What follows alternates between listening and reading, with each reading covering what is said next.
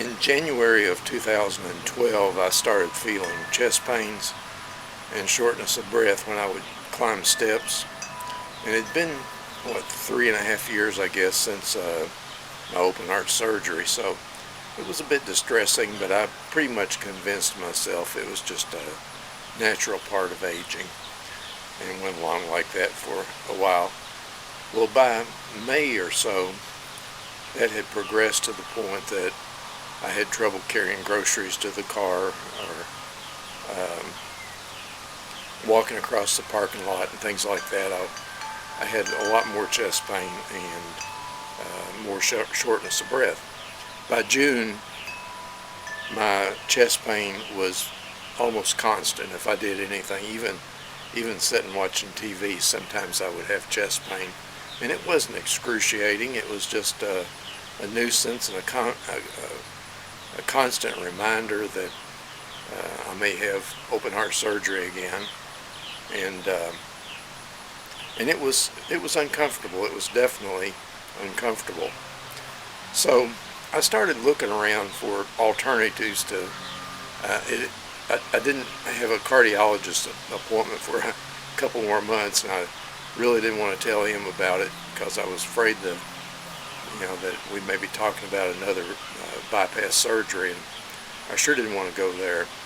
So I ran across Dean Ornish's book, and I read that, and I followed that with Dr. McDougall's book, and I became fairly convinced that I wanted to give it a try, give the vegan lifestyle a try.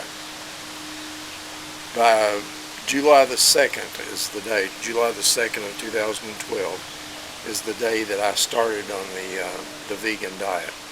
And I went 100% vegan. I didn't cheat. I decided if I was going to do this thing, I was going to do it right. And it was amazing. Within 2 weeks of starting my vegan diet, I had no chest pain. And in the year since I've been on the vegan diet, I've had no chest pain. It was absolutely amazing. And the other thing is my blood sugar. My blood sugar had gradually moved up into the lower diabetic ranges.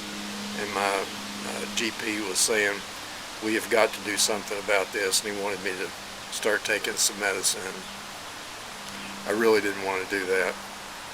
I kept telling myself, well, if I would lose some weight, I probably would, move back down into the pre-diabetic area. My blood sugar, within 2-3 weeks, my blood sugar fell back down into normal ranges. Fasting blood glucose below 100, whereas it had been around 130. So, I mean, it was amazing. Now, I'm not selling anything, but I just wanted to share with you, if you're having angina or angina, you may want to consider this. I mean, how hard is it to give up animal products for a couple, 3 weeks to see if it makes your pain go away?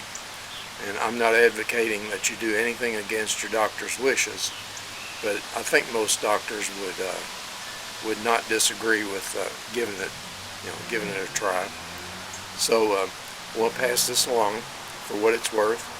I'll never ever go back to a standard American diet. I think that's what caused me to have to go through quadruple bypass and chemotherapy and radiation for Hodgkin's lymphoma. I could be wrong about that. I don't know. We'll never know. But in my mind, this vegan lifestyle is for me. The other couple of things that I noticed on the vegan lifestyle, one, after I started eating this way, I became more aware of the animals. I watched a couple of factory farming videos, and after watching those videos, I would never eat another animal. And so when someone has a plate with a chicken breast on it, I just imagine that little chicken and the pain and suffering that he went through, and the fear, and I don't, I know that my veganism doesn't stop any of that, but I'm not part of it now, so I feel good about that. The second thing is, as I felt better, I felt like exercising more. And I now go to the gym 3 times a week, and since I exercise more, I feel better. And the two things just keep building on each other. And so you can see why I'm sold on the vegan lifestyle. I know there's a lot of controversy, and maybe it's not for everybody. I feel like it is, but maybe it's not. But I do know one thing: the vegan lifestyle is for me. And so the score is vegan 1, Angina 0. We win.